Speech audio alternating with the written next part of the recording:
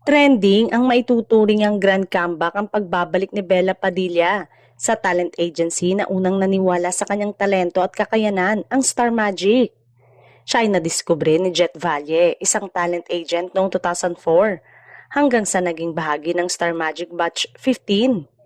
Nagkaroon siya ng minor role sa ilang serye kabilang ang Kapuso series na Totoy Bato ni Robin Padilla at naging mainstay ng TV5 gag show na Loco Moco High. Noong 2010, nilisan niya ang Star Magic at pumirma ng kontrata sa ilalim ng management ng yumaong Claire de la Fuente at lumipat sa pangangalaga ng Sparkle GMA Artist Center at doon niya binitbit ang pangalang Bella Padilla. Bumida siya sa mga serye gaya ng Machete, Magdalena, Anghel sa Putikan, Love and Lies at marami pang iba. Naging bahagi siya ng Viva Artist Agency mula 2015 at doon din siya nakagawa ng ilang pelikula at proyekto doon gaya ng Isang Daang Tula para kay Stella at Pinoy movie adaptation ng Korean hit na Miracle at Cell No. 7. Ngunit naipakita ni Bella ang kanyang galing sa ABS-CBN bilang bahagi ng FPJM Provinciano.